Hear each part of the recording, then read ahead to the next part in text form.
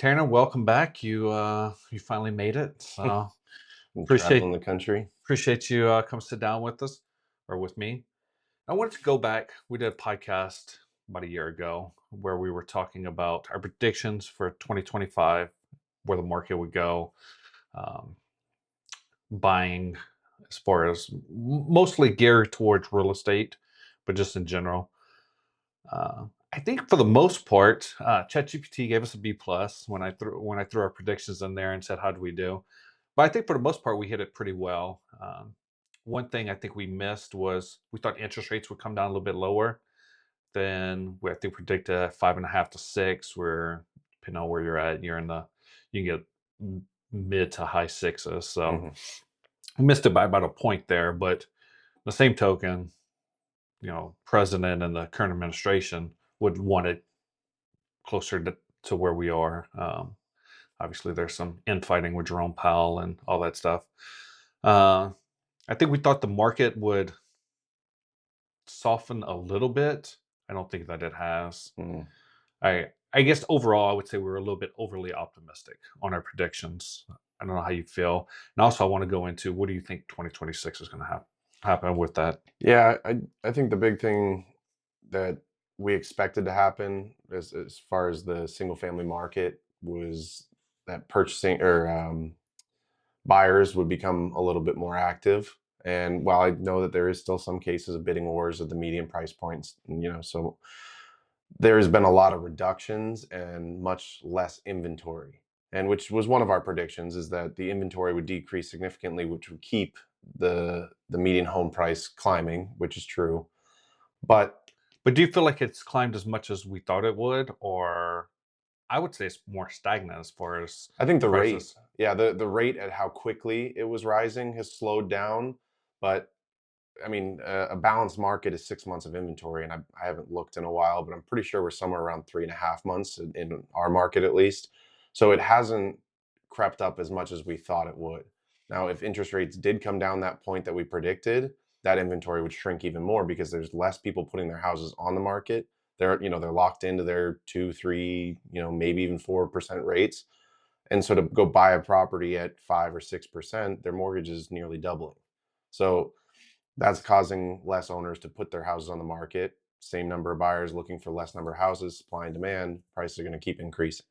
So, What do you think as far as the commercial market and businesses and all that stuff? What do you think, or how do you think we did there? And then kind of segue that into 2026. What do you see coming? yeah, so I spent most of 2025 doing commercial. And so seeing the office market having a slight comeback, it hasn't fully rebounded. We weren't hit in Omaha nearly as much as some major markets, but When you say hit in Omaha, you mean as far as office space and all that? mhm. Okay. Yeah, yeah. So there's many markets where they're at 40% vacancy and places are clearing out. Our retail and office market have started rebounding a little bit. Industrial is still extremely competitive. They can't build enough of it. So you see large industrial, heavy industrial, and flex space, so light industrial, that there's just a lot of construction. And even though construction rates have gone up significantly, they're still trying to push products out because there's a need for it. And the multifamily market, we've seen some softening. I mean, cap rates have expanded slightly, Can whereas you expand out on that? yeah. So you think of cap rates like a slinky, like so when the slinky is tighter, cap rates are smaller, means the value for a certain net operating income is going to be higher. So for $100,000 net operating income at a 6% cap rate gives you a quick math whiz. I can't remember. I didn't I, do the math as you were saying it. Sorry. so that'll give you a value. If the cap rates compress, it means that people are willing to buy multifamily for a lower return. So same supply and demand dynamic.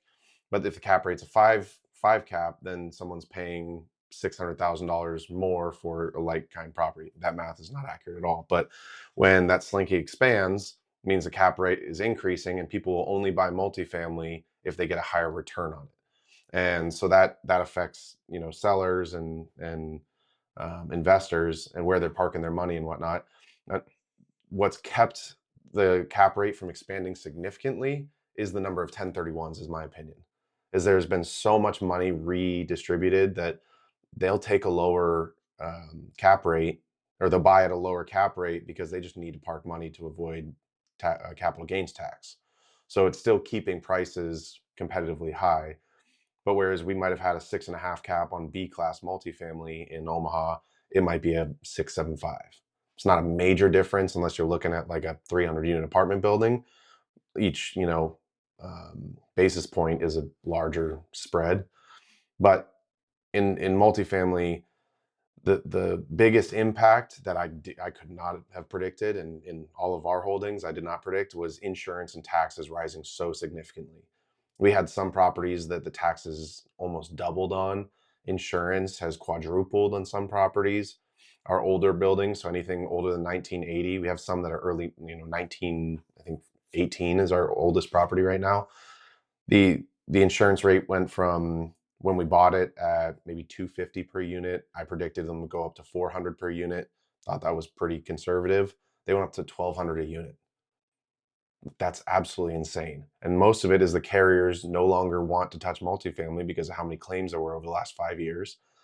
And so they're dropping you constantly. The two carriers that will actually insure it just get to price gouge. Yeah, it's insurance is definitely one that you can't control it. Mhm. Like taxes, maybe you can fight a little bit, hopefully the city or whomever is listening a little to, hey, you can't just keep doubling people's taxes. But insurance, I mean, they're a for-profit business. So they're Well, they're trying to make money, and exactly. they can't lose money. They have investors, they have other companies. And that's the big thing with insurance, is they're recouping the costs of all these claims. Like, we had major hailstorms in the last couple of years. There's been significant wind damage, and so they're trying to recover all of those costs by increasing rates across the board. That's how insurance works. So it is a business. With the real estate, the assessors got so far behind, and again, this is my opinion, I don't know that this is exactly what happened, but they were doing slight increases on the assessed value. So you have your market value, which is what would another person be willing to pay for it, and that's a combination of the cost approach, income approach, and comparison approach. So they come to a valuation on what you would pay for it. Of that, the value of the improvements and the land has an assessed value. In Omaha, when I first started investing, it was maybe 60-70% of market value was the assessed value. And then you pay a percentage of taxes on that assessed value.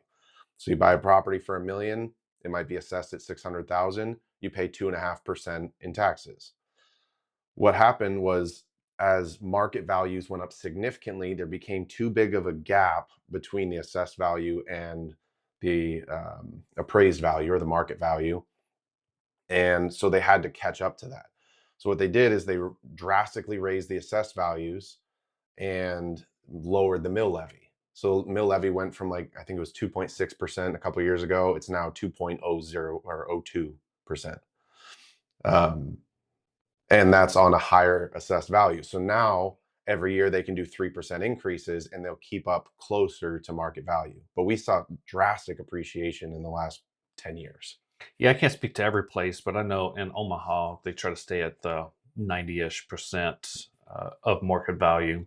And so that's how normally when I underwrite something, if I'm to use your math, buying it at $1 million, underwrite it at 9.5 or at 90% of that, 900,000, and then whatever the mill levy is, Mhm. kind of, and you're always a year in the rears. Mhm. So, but if you make it day one with those numbers, in theory, you'll always kind of stay ahead of it if Oh you yeah. know. We had one property where the taxes in 2022 were, I think, $24,000. I estimated them to go up after our sale, because when you record a sale, they will adjust the appraised value or the assessed value. I think estimated to go up to 41 or something, 41,000 in my underwriting, and it went up to almost 60,000. And so then when they lowered the mill levy in 2024, I believe, it went from almost 60,000 down to 46, something like that. So it did give us a little bit of an adjustment, and it's more on track with my estimates. I still challenge that assessment, and because they had the property assessed at, think it was like 2.8 million. And I went and argued, here's our financials, here's comparable, you know, everything I could put together to show that it's not worth that. So How did that go? never heard back. So they basically submit them to a board, and if they decide to adjust it, they'll let you know. If not, then you don't get notice. So basically, keep trying every year. So nothing. You don't know if you passed, succeeded, or I No, I guess I'm mean, kind of confused. I could. So you can check the assessor site and see if it gets updated and if it gets lowered. I haven't seen it get lowered at all. So if it gets approved, my understanding is they'll send out a notice, and we take that notice, or we don't have any action on the notice. If they decide not to adjust it at all, then we just pay our tax bill. That's Very interesting. hmm. So, what do you think from a single family home, commercial, just general economy? Let's go there. Like stock market, single family home, commercial real estate as a group, and business. Obviously, we both bought businesses last year. Where do you see the economy going with all of those things as a whole? Yeah, I mean, and that honestly is the biggest impact on cap rates is people are looking at what's their risk-free premium rate, which is the lowest risk possible, which for us is treasury bonds, which is 4.25%, I think right now, maybe 4.5. I don't know if they're even that high right now. Yeah, I thought they were a little bit lower than that, but I could be wrong. they might be, but so if they're 4% and you're buying a property that has a 7% cap rate, that's a 3% spread or a 300 basis point spread on your risk-free premium rate. So is that 3% worth the risk of the property?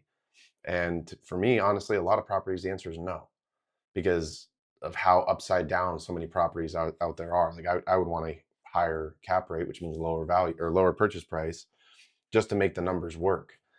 So And you're saying risk or 10-year treasuries 4%. So if you're buying something at a 10 or a 7 cap, you have a delta of 3% there. You don't feel that the risk is worth the 3% better return on your money. I honestly, right now, I don't.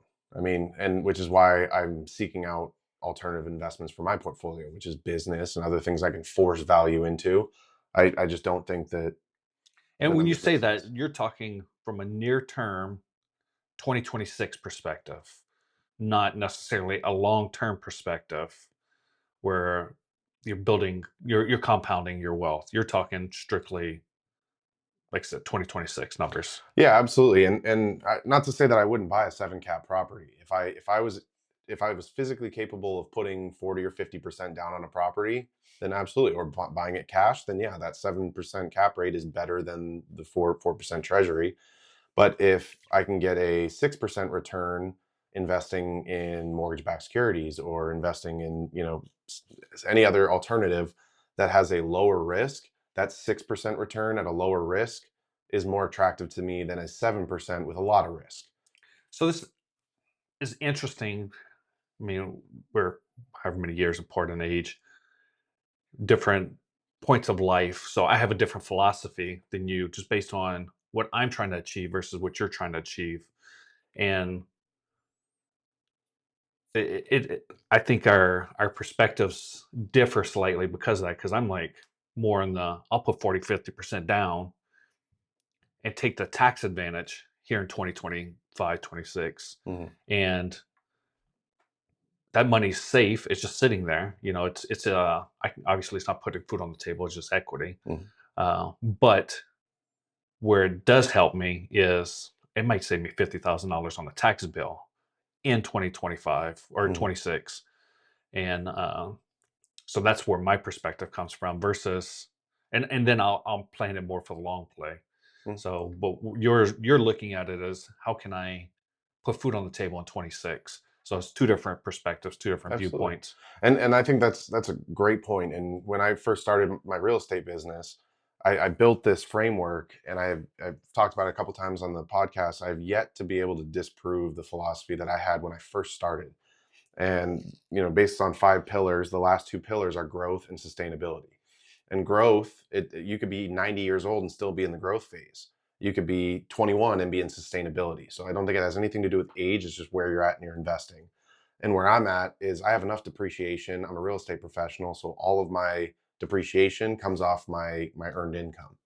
So my goal is more growth, not sustainability of wealth right now. Whereas yours, it might be sustainability wealth. You might come into a different phase where you go back into that other pillar Well, and you want to scale. I guess I would argue that mine is still growth based. It's just more longer term horizon versus I, But your goal is to it's to conserve the capital that you have. So like you said, with putting 40 or 50% on a property, it's to park that money knowing that you're probably not going to get any cash flow for it. So it's the tax advantages of having that money parked and working for you. Whereas mine is more creating the cash flow to be able to scale into more investments. I guess it comes down to the definition of growth, I guess. Because I look at it as growing. Mhm, It's just I don't even say slower growth. It's I'm putting money in the bank being a property that is gonna over the next 10 years double theoretically. mhm, So if I buy, keep the math the same, $1 million property, I put $500,000 down. In 10 years, that property is gonna be worth $2 million. I'm gonna owe $400,000 on it. I can always uh, take a loan out for say $1 million or $1.2 million, buy another property. mhm. So I'm still in the growth Absolutely. thing. It's just I'm not in necessarily looking at it from So this year standpoint. putting it in the like terms for real estate in the terminology that we use, if you had $500,000 in cash, how would you decide whether you're going to put that into a flip house, put it into marketing for wholesaling properties, or park it into a stable multifamily or commercial asset? How how would I decide? Mm. Well, I think I've already decided by trying to or by flipping and not liking it, not liking the wholesale side of it. I'm more to me, I've said this before, those are businesses. I don't think they're sustainable businesses. When I'm 80 years old, I won't be flipping. Like not something I want to. You don't love it enough. Yeah, like Yeah. I don't love it enough to do it today. So I decide to home services businesses, Mhm, uh, kind of where that's my generating of income, mhm. and then taking that and parking it in long term. Because So exactly what you're saying is what I'm getting at, is using the flipping and the wholesaling analogy and instead supplementing business buying, is you're buying the businesses to create the cash flow, and you take that cash flow, you park it in real estate. So your real estate investing career is in the sustainability phase where you want to park cash so that that cash can continue growing and making cash babies, but your active time is going into the business building. That's exactly what I'm doing too. Is that I felt that my time is better spent building a business that can create cash and parking that cash in investments than it is trying to do active investing, because I don't think that the market is right for that right now, for me at least. so, do you think real estate is dead? No, I think we have to adapt to the changes. I mean, the way in which we invest needs to change. And whereas when I first got started in 2020, it was high leverage, get as much cash out of the property as you can, or put as little cash into the property as you can, refinance it all out as quickly as possible, and then rinse and repeat, do the Burr method, whatever you want to call it. My strategy now for real estate is I'm not going to buy properties unless I have a significant amount of cash to park in there to make sure that it's stable, can cover its own debt service before even ever considering a refinance. If I could liquidate assets, come up with $2 million right now, I would buy $2 million building cash, and I would 6 months, let 6 months go by. Then I would evaluate how much debt it can handle and refinance out of that, pull that cash and redeploy.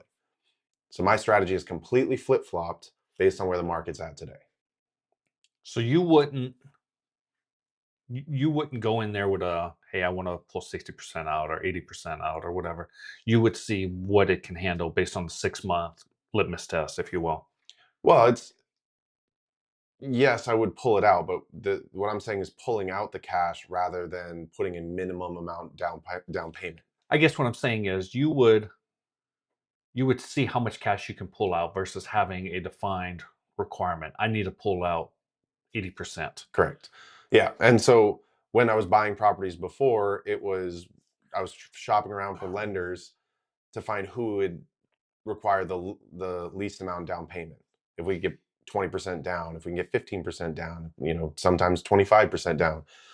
Now I would do it backwards. Is I would put the most amount of cash possible, find out what the property can sustain for debt service, and then refinance out only that amount, whether it's a 2.0 debt service coverage ratio or a 1.65 or something like that. But working backwards would offer that protection so that I know that I don't have to worry about my cash flow. Why not 1.25 when you know that that property you already have 6 months of performance and you know that it can cover it? Why not go down to whatever the bank requirement is, 1.25? I think for me it's the buffer of comfortability. Is I would rather leave some cash tied up in it and have that whatever 25, 50 basis point uh, buffer of comfortability than pull the maximum out. And I mean 25% reduction in or increase in expenses or decrease in income, I mean you're underwater. So and I've gotten burned on a few properties in the last couple of years, so I think maybe that's some scarring of just I want the comfortability. And to me cash flow matters more to me right now than the velocity of the capital. Okay. I mean, it makes sense what you're saying. I just, yeah, it definitely slows down the velocity of Oh, capital. absolutely. What do you think? Where do you But think you know interest you know rates what are before going? before you do that, you know what slows down velocity the most? Bankruptcy. Going $250,000 in debt from a failed property. So that slows it down significantly. But having a cash flow buffer that can prevent some of those mistakes, I think I'd be much further along if I did it that way. And to that point, I think you got in a little bit before I did, but everybody when I got in was speeding. It was like pedal to the metal. The market's going crazy. Burr out of everything, and so that's kind of. I mean, luckily I haven't been. I mean, things haven't gone. I had rose-colored glasses on whenever I got in. Mm-hmm. Things haven't gone that way, Right. but I haven't gotten burned on any. Like I got in at a good time. My debt's pretty solid. Mhm. I got a couple years left on it, so Well, and you and I got into real estate, a couple years, apart, right at the tail end of that I would say boom, but where everything was easy. oh, I definitely got in. I mean, my first year was the easy year, and then 24, I got in 23. 24 was the brakes locked up Mm. on it, and 25, I mean, they eased off on the brakes, but we're still at a slow go. Well, I mean, Air Force guy might appreciate this analogy, but I really like when you're flying a plane and the wind's at your back, it's pushing you forward, right? But in order to get any kind of altitude, you need headwind, right? And so you either create that headwind by going fast enough to start getting some lift, or the winds you fly into the winds. Sometimes you don't have a choice. The winds are in our face right now, and the people who didn't have enough velocity when the wind was at their back are now starting to nosedive. And we're seeing that across America. You see all kinds of bankruptcies and foreclosures, and I've seen apartment buildings, large commercial complexes that they bought for 150 million, they fire sold them for 20 million. Like all those investors are upside down. That's happening constantly. And anyone who can sustain this season of difficulty is the one who's going to get some real altitude. So, what do you think interest rates are going to do in 2026? I keep saying 2025, but 2026, where do you think they'll land? Do you think changing of the Fed chair will make a difference? And how will that affect the economy? Is led there. Yeah, my crystal ball there is black, and I couldn't predict what they're going to do. I, what I'd like to see is them drop to that 5.5, between 5.5 and 6% rate, Um, I think that that's what make the most sense. And but at the same time, with all the rebates that are going to be coming down the pipeline from the tariff war, everything that's going on, I think that that will create enough economic output that they don't need to lower the interest rates because it's a reactionary measure, right? They see that uh, the the the amount of spending goes down. They decrease interest rates to get spending back up because it circulates more money through the economy, which is why So in COVID, do you think they're actually gonna do the rebates? My concern is interest rates goes down and rebates, people get rebates, like the economy is gonna go into hyperdrive. hyperdrive, Mhm. and then you almost get uh, go back in an inflationary Yeah, market, that'd be and hyperinflation. like potentially it could be like I don't think we'll. We said this last year. I don't think we'll go under 5% in the Mm-mm. next 5-10 years. Like, 20. yeah, I mean, like it out there, Yeah.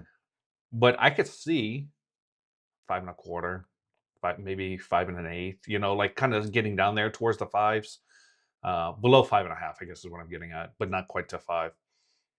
If that happens, and Congress does approve these tariff. I haven't really been following it, Mm. but if they approve that, holy cow! Because say every person gets $2,000. Statistically speaking, they're spending $3,000. Mhm. So now you're putting 7 million people, or 700 million people, times $3,000. Like you're throwing whatever it is, 2.1 billion Yeah. into the economy and lowering rates at the same time. It's a Holy cow! good time to invest in PlayStation and TVs and Apple, and because that's what everyone buys as soon as they get those rebates. You saw it with the if you go back and look at the stocks that did the best during the COVID, when all the COVID stimulus checks came out, which Retail. the whole idea of a stimulus check is to stimulate the economy because they need money to, in order for money to grow, it needs to flow, right? So I'm not going to go down that rabbit hole, but if you invest in those kinds of companies when these rebates come out, like I think that's a sure win. Amazon, So quick hot take: 2026 real estate, business, stock market. You can only choose one. I'm still leaning on business, but my reasoning for business is more because I have more faith in my two hands' ability to create cash than to buy real estate and hope that it appreciates. So and I'm not flipping, which would be the active part of real estate. So if you're not doing any kind of forced appreciation into real estate, I wouldn't. I don't know enough about the stock market. I haven't been very active in it in 7, 8 years. So for me, it's business. It's interesting. So I looked at my it might have been yesterday actually, looked at my 401k, and it's up over 20% in 2025. And I mean, How is that compared to the growth of, like, so if it was going at a steady growth from COVID, where would that be today versus taking a dip and then coming back 20%? I haven't dove into those exact numbers, but I'd just be curious to see, and I don't know, but it's like when you meet with a financial advisor, they put together these numbers of if you earn, the stock market returns 10% over any, 20-year period or whatever.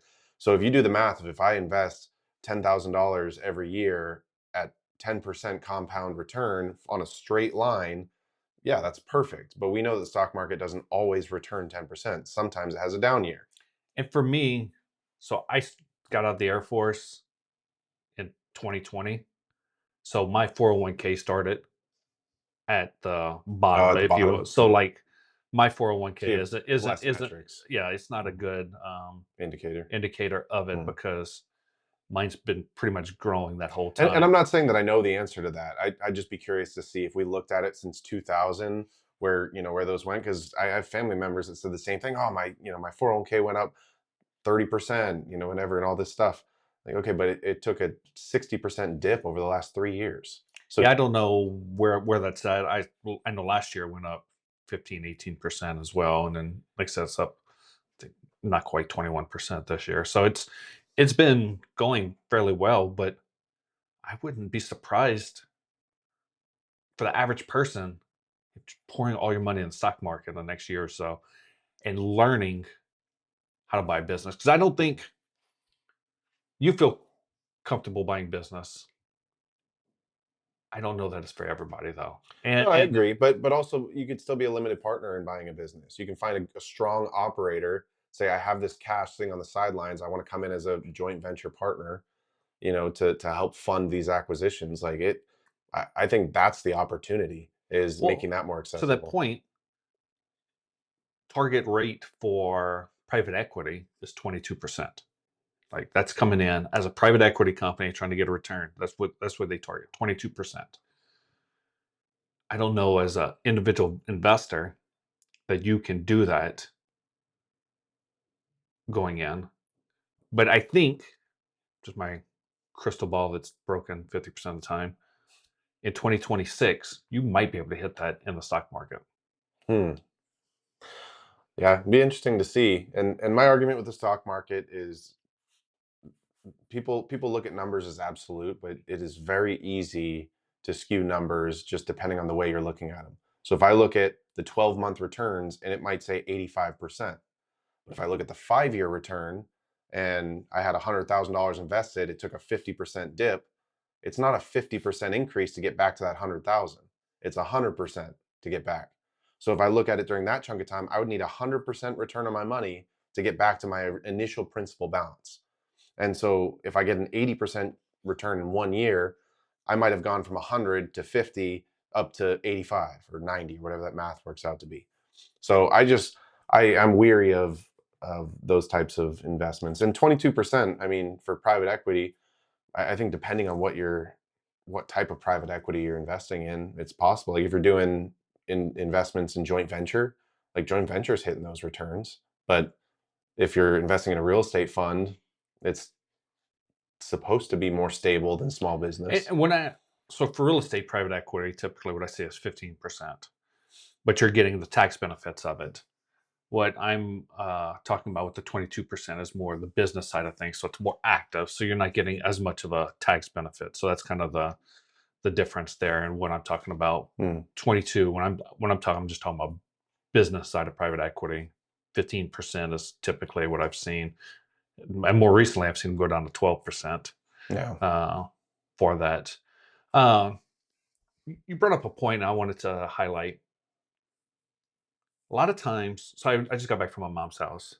She watches a lot of Fox News, and I see these commercials while I'm at her house for, I can't remember the actor's name, but it's for Rosalind Capital. And he's like, my gold has gone up 108%, and my silver has gone up 106%. And he stops there. I'm like, over what horizon? Like, is that in the last 100 years? Hmm. Or is that last week? Or, like, they they throw out these numbers that sound great. Oh, it went up 100%. Okay, so I had $50 and it went up to $100. But over what period of time? Hmm. And I think a lot of times, like we don't think about it enough because they just throw out these things. So that's one of the reasons average annualized return, IRR, or kind of more gold standard metrics, if you will, because it takes time and consideration versus, and when we're talking 22%, we're talking annualized over the 5 years, 10 years, or whatever Hmm. of it, um, not in 1 year or whatever. So Yeah. Yeah. No, I think it's predatory, honestly, because my wife's grandfather is 90, I think, or 92 this year, somewhere around there. And he watches a lot of those things. And he came, pulled me aside and asked about it. And he said, "Hey, I'm really thinking about buying this gold." And so I just gave him my 2 cents on it. And I said, the thing, my opinion is, and I'm not an investment advisor, I'm not a CPA or any of that stuff, but if you buy gold, you got to be around long enough to sit on it for it to go up. So if you're not planning on being here for the next 30, 40 years, I don't think it's the smartest place for you to place your money. And if your goal is to double it, you got to find riskier investments. some people, I would say gold's going to double soon. Hmm. That's probably a market that I don't have any business being in. No, that brings up another great point. You need to be in the market you understand best. So we're sitting here. What would you do? What would you do? You chose business. If you understand business the best, then be in business. If you understand real estate the best, be in real estate. If you understand stock market the best, be in stock market. If you don't understand any of them, get an advisor. So Well, and one thing that I've tried to put into practice this year, it was cool. I did YouTube Premium, and that's where I watch all my podcasts. You can watch this podcast on YouTube, but I do a lot of my learning on YouTube, especially when I'm driving trucks. And I get a lot out of it. But they did an annual recap just now, and they showed your most watched channels, most watched videos, which our channel is number 3 on there, by the way. But the number 1 was Daily Jesus Devotional. And I my goal was to do my devotional every single day this year. If we look back, that was my goal for the year. I did it 200 and I think it was 212 times, something like that. So not quite the whole year, but that was my number 1 most watched channel. And one of the conversations that we had in this podcast that stands out the most is one with Dean Hodges, where he was talking about when he has decisions to make and his decision making model of giving it to God and then getting neutral and then being okay with whatever it is. And he doesn't have any fear of missing out or any um, regrets because he made the decision and God said, go this way. And so if I'm trying to get better about that, of if I'm looking at a real estate or a business acquisition, whatever direction I go in, even if I went with business and the real estate I could have bought tripled in value, that I didn't miss anything because I was with God. And that's something I'm trying to really be active with. so with that being said, what are your plans as of today? I don't even know what the date is, December, whatever, 17th. 17th or something like that. Mhm. But what are your plans for 2025, given everything you just said? 25 or 26. 26. I keep saying 25. um, my plan is to stabilize and scale my businesses. So I exited one business in I think I doubled my more than doubled my initial investment in 2 years. So whatever return that winds up being, and then acquired one business, working on a second acquisition, um, and a third one, and putting the right people in place. And we being my wife and I keep talking to our business coach about our goal is to master human capital, to get really good at hiring top talent. And I say overpaying them, but incentivizing them properly to stay long term. And if we can get really good at building a core team, we have 2 principles for next year of, does it give me time back and does it make me more money? And the big most important word there is and, because we spent all of 2025 doing or. And that was light bulb moment actually in a call I had with our business coach yesterday. We spent all of this year doing, does it give me time back or does it give me money? And we've been pursuing, one or the other accordingly. Next year is the year for and. Yeah, I think that's a great point. Like for me, I'm putting, I quit my W 2, I finished my MBA. Uh, I, I'm still actively in real estate, uh, but I'm balancing that, managing my portfolio, slowly growing it. But so I'm about 50-50, I guess, with real estate and business from the standpoint of managing my real estate to grow it. Obviously, I want to real estate professional status. So that's kind of how I focus things on, because at the end of the day, it's not what you make, it's what you keep. Right. So And you're so, full time in real estate, putting 750 hours in for the yeah. purpose of the IRS. No, I mean, to that, like, and that's how yeah, to your joke, your point. Yeah, I'm trying to manage those two things. And how do I get the systems, the people, the process? And I only go into work Mondays and Thursdays is my days that I go into Macintosh Plumbing. So on Mondays, well, we're still setting up all these systems, but my meeting day And on Thursdays, it's working on systems, working on stuff. So we've had, I say Monday's my meeting day, but on Thursdays, we've been sitting there and just going over every system and process from the phone rings to the bank accounts reconciled and how do we do all this stuff. And now we're quantifying it and we're getting people, uh, the right people's in the right seat and making sure maybe it might not be the right people in the right seat initially, but we're getting people in seats and saying, okay, so you report here. So that it's like, so like I do the finances. So I'm reporting to myself for the finances. Mhm. My business partner, Jason's reporting to the other business partner, Justin, who's reporting to me for um, one of the divisions. So Mhm. it's, So you're building your org chart, and that, I mean, that's, I think we're in the same stage of that, of in all the businesses trying to get the right people into a seat, and then we're figuring out where those seats belong. so I would say it's not getting the right people in the right seat initially, is getting the seats identified. Mm, So I think too many times people try to, you read the book, probably around here somewhere, who, not how, mhm, but you don't have the seat identified. So right now, we're trying to just identify the seat. mm. When put somebody in the seat, they might not be the best person. It But doesn't is matter that, that they're the when you best say person. put somebody in the seat, are you saying recruit or put somebody that's already in your organization into that right seat? You keep saying right seat. I'm just saying put them in the seat. Mhm, So right now we hired a marketing person. I'm doing the finance. We have a couple people with operations and stuff like that. But maybe it's promoting from within the organization. Maybe it's coming from the outside.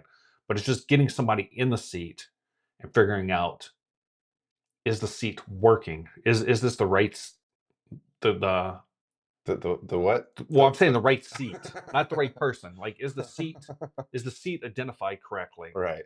And then once we do that, because we might have not have anybody on the team that can fill that role, Yeah, no, I think and that's then very we go fair. out and look and put the right person in the right seat. But it's more of a, let's get the seat working right, Mhm. and then get the right person in there. Yeah, So no, that's fair enough. And one thing that big transition was 2024.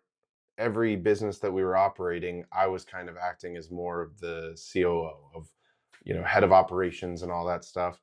Since hiring a business coach, my wife has completely taken over operations. We found that she is much better at building systems. She's much more organized. She is a better people manager. So that is like, she is bred for that type of role, and I'm more in the visionary and the building side. So we've flip-flopped in, I've always thought that she was the visionary and I was the integrator, but we've now, figured out. And so the first most important seats was getting us into the right seats across all of our businesses. yeah, and I do think that's key. And I think that's one of the things people miss. Like when we're going through this process, they're like, well, it doesn't work like that all the time. I understand it doesn't work like that all the time, but what 80% solution can we put in to help grow the business? So I think we're kind of getting off on on a No, tangent of things, but but these are the daily things that we're trying to figure out. And I think that's really cool to bring up, is like, I mean, before I got into entrepreneurship and all this stuff, I would look at a business with a cool sign and all kinds of trucks and be like, those guys have it figured out. And then the more masterminds I get into, and the more, men's groups I'm in and all that stuff, I'm realizing we're all struggling with the same things. And we're trying to figure out the right answers.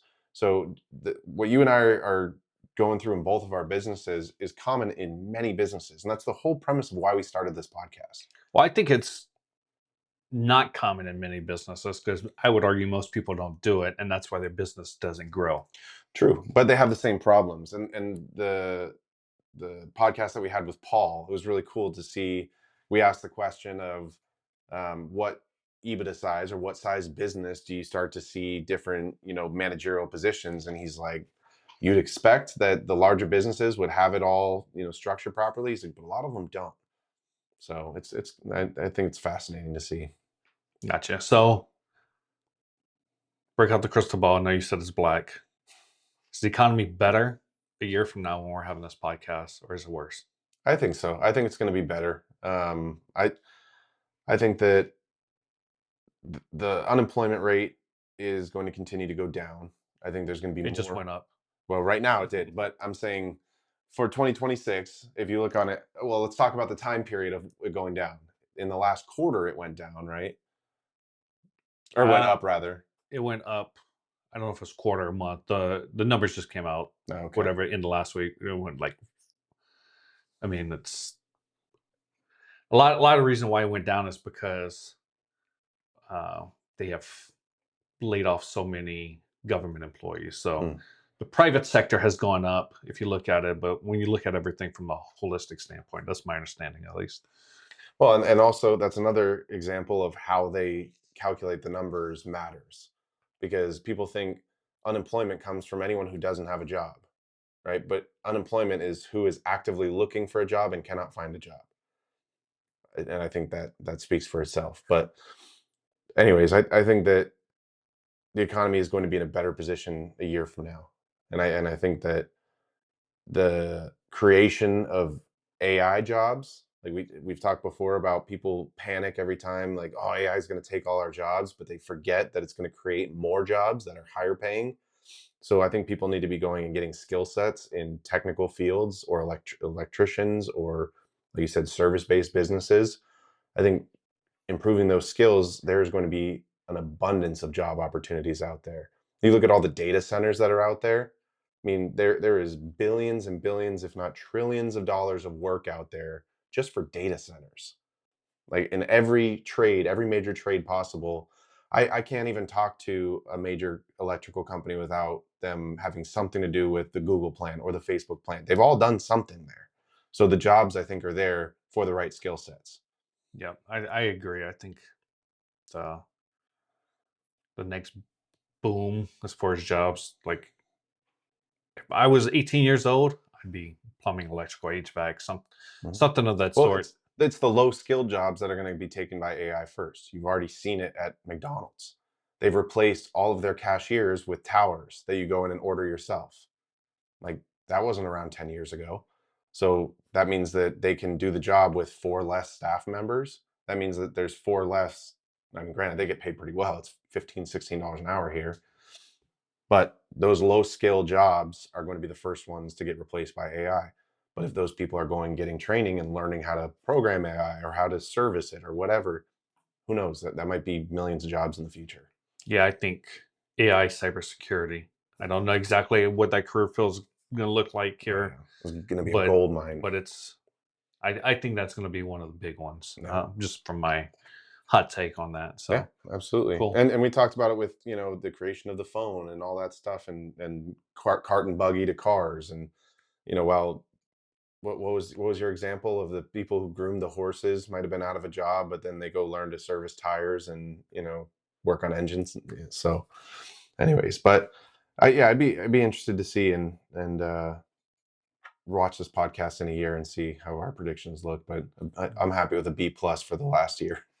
I'll take it as well. Well, on that note, we'll revisit this podcast in another year and see if we can do better than a B plus. Yep. So Count the grays next year. I got plenty of them. So.